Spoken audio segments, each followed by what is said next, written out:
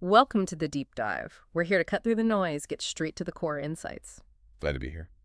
Today, we're diving deep into a really big one. George Orwell's 1984. It's monumental, isn't it? Absolutely. A cornerstone of dystopian fiction. And our source for this is a pretty comprehensive review, really detailed, that digs into why this book still hits so hard. Yeah, it does a good job unpacking it.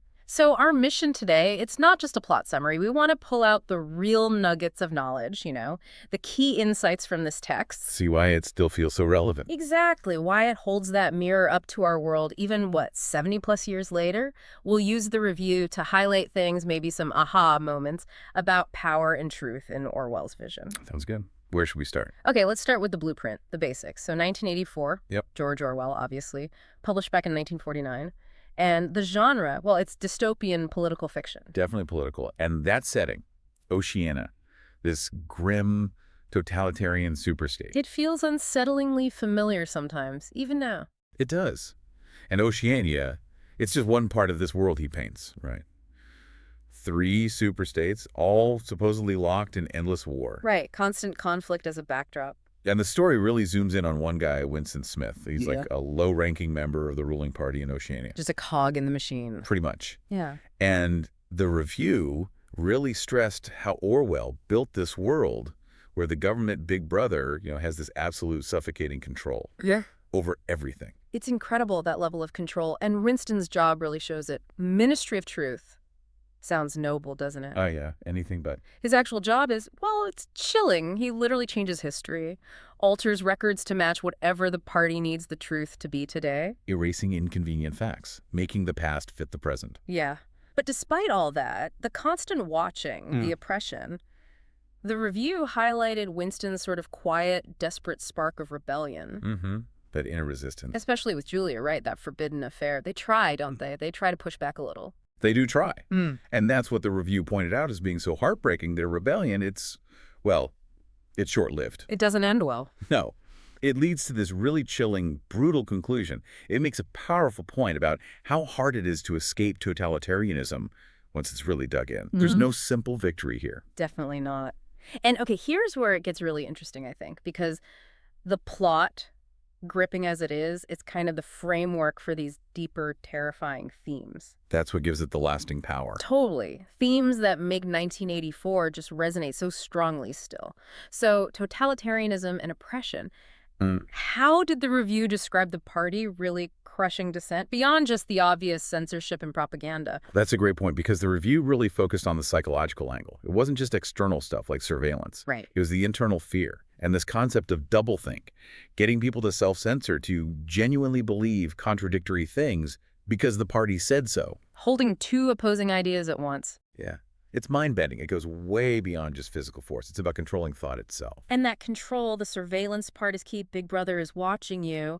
That phrase became huge, but the review stressed it was more than just a slogan in the book, right? Oh, absolutely. What's so eerie, and the review made this really clear, is how relevant that feels now. Yeah. With digital monitoring, data tracking. Jim Carrey. In Oceania, it's just a fact of life. Every look, every word, potentially monitored. And the review noted how that leads to self-policing. People start internalizing Big Brother's gaze, watching themselves. Which brings us to another really critical piece the review highlighted. Controlling language. Newspeak. The party inventing its own language is such a wild concept. It really is. And what the review zeroed in on, what makes Newspeak so chilling, it wasn't just limiting what people said. It was about reshaping their ability to even think certain thoughts. Abstract ideas, rebellion. If you remove the words for freedom or individuality. Can you even think about them anymore? Exactly. The language itself prevents it. The review called it a profound form of mind control. That is genuinely terrifying, and it ties right into manipulating reality, truth itself. There's that quote, the really powerful one. Who controls the past, controls the future. Who controls the present, controls the past. Yeah, that just nails it, doesn't it? It absolutely does. The review really gets into how truth just becomes meaningless. If facts can be changed whenever the powerful want them changed. Then what's real? Exactly. Reality becomes fluid, just another tool for control. You can't hold power accountable if history itself keeps shifting. People end up living in this constant state of unreality, always relearning the truth. Wow. It's easy to get lost in these huge, scary systems Orwell built, but the characters, they really ground it. Who did the review highlight as being, key to making this bleak world feel real? Well, Winston Smith, of course. The review definitely painted him as the tragic figure, this sort of quiet rebel wanting truth, wanting connection. Yeah, trapped in a system built to crush people like him. He tries, but ultimately, he succumbs. That's part of the book's harsh message. And Julia, how did the review see her compared to Winston? She's different, isn't she? Yeah, she's portrayed as maybe more pragmatic. She rebels, but it's more for personal pleasure, immediate satisfaction, not some grand ideology. So a different kind of resistance. Exactly. And the review noted their relationship as this vital spark of humanity, in this totally inhuman world. But it's a private rebellion, not really political. So it's just as vulnerable in the end. And then there's O'Brien. He's so complex. I bet the review had some interesting things to say about him, especially since he starts off seeming like he might be on Winston's side. Oh, O'Brien is terrifying. And the review captured that perfectly. He represents the chilling, calculating intellect behind the party. Not just a thug. No, far from it. He's this loyal, brilliant servant of the party who tortures Winston. And not just physically, psychologically. He wants to break his mind, his spirit, until Winston genuinely loves Big Brother. Ugh, it's a complete takeover of the self. Total intellectual conquest. It's brutal. The review also mentioned Orwell's writing style. What stood out there? How does the prose itself contribute to the impact? It described it as direct, clear, haunting. There's this bleak tone, but it's still gripping. Very precise. Yeah, precise details, chilling logic, and the review really emphasized the pacing, how Orwell builds things up. It's not exactly action-packed in the usual sense. No, it's not a thriller like that. It's more of a gradual tightening, a slow sense of dread.